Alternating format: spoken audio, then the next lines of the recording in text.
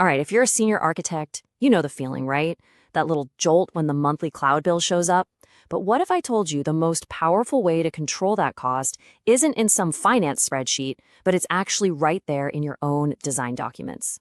Today, we're going to move way beyond just buying discounts. We're going to talk about how to architect systems for real, deep, sustainable savings in Azure.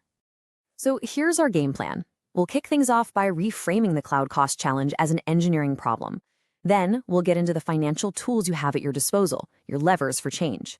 After that, we dive into the core architectural principles, see how they work in a real-world case study, and then we'll finish up with a practical FinOps playbook built specifically for architects. First up, let's just completely reframe this whole problem. We hear it all the time. Rising cloud costs are a budget issue, something for the finance team to worry about. But I'm here to argue that actually, it's a direct challenge to our skills as architects and engineers. So I want you to take a second and really ask yourself this question. Is the architecture you're building truly cost optimized, or is it just, functional? Because believe me, there is a huge difference between the two, and that difference shows up in big, bold numbers on the monthly bill. Here's the most important takeaway. That unpredictable cloud spend that gives everyone a headache, it's almost always a symptom of decisions that were made months, maybe even years before. The specific VM size you picked, the database model you chose, how your application scales, those are the real drivers of cost, long before an invoice ever gets generated.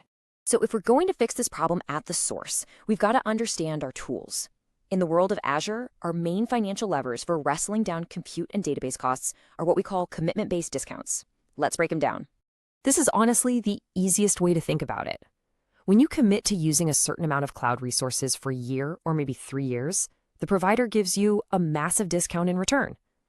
You're basically trading a little bit of future flexibility for some very significant, very immediate cost savings. Okay, so this slide breaks down the key trade-off you need to understand. On one hand, you've got reserved instances, or RIs. These are absolutely perfect for those stable, predictable workloads where you know exactly what VM family you'll need and in what region. On the other hand, you have savings plans, which offer a ton more flexibility. With these, you just commit to an hourly spend and it gets applied automatically across a whole range of compute services. The takeaway is super simple. RIs are for stability, savings plans are for flexibility. And this brings us right to the heart of the matter. Anybody can go and click a button to buy a discount plan. That's the easy part. The real genius, the real architectural challenge is designing a system that can actually use that discount effectively every single day. Just think of that reservation you bought as a discount voucher. Now, if your architecture is a total mess of mismatched, underutilized, or wildly fluctuating resources, that voucher is just going to sit in a drawer, completely unused. It's your design that actually cashes it in. So how do we actually do it? Well, it really boils down to 3 core principles. First, consolidate your SKUs. You've got to stop the sprawl. Second, you want to strategically prefer platform as a service, or PaaS. And third, and this is a big one, design every single workload for elasticity. Let's dig into each of these. So why is SKU consolidation so incredibly important? Well, imagine you have 10 different teams, and they're all using 10 slightly different VM families. It's almost impossible to cover that fragmented compute with reserved instances. But by standardizing on a smaller, approved set of SKUs, you create this big, stable pool of usage that's super easy to cover with RIs.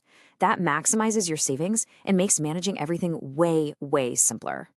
Next up, let's talk about PaaS. Now, this isn't about using PaaS for absolutely everything. It's about being strategic. When you use a service like Azure SQL Database instead of running your own SQL server on a VM, you're not just getting rid of the headache of patching and management.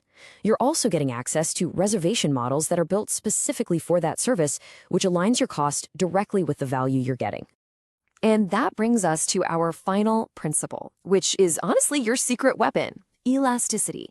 If you design your applications to scale up to handle peak loads and, this is the crucial part, scale down when they're idle, then you only need to buy commitments for your predictable baseline usage. The peaks can just run on demand. This is what stops you from buying a huge reservation for a resource that you only actually need 10% of the time. All right, theory is great and all, but let's see what this actually looks like in the real world. I've got a quick case study here that shows these principles delivering some massive results. The situation here is a classic one. Probably sounds familiar to a lot of you. It was a global logistics company, and they had these huge legacy database workloads running on expensive pay-as-you-go infrastructure. Their cloud bill was just spiraling out of control, and they needed a fix that was both technically smart and fiscally responsible. And the results? They were absolutely dramatic. Just look at this chart. On the left, you see that really tall bar? That represents their monthly spend before they made any changes. All on demand, all premium price. Then, on the right, after they implemented their new strategy, you can see that spend just plummet. The difference is just, wow, it's stark. So what was the final number?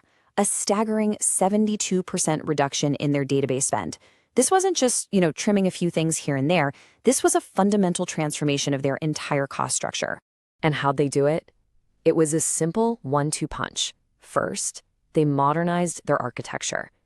They moved from those inefficient virtual machines to a much more cost-effective PaaS database service. Then, they analyzed their baseline usage and covered it with reservations. It's our principles in action. Prefer PaaS and commit to your baseline. Simple as that. So let's bring this all together. What's the actionable playbook that you can take back to your team tomorrow? Here are the 5 key practices you should really try to embed in your team. First, treat cost as a top-tier design constraint, right up there with performance and security.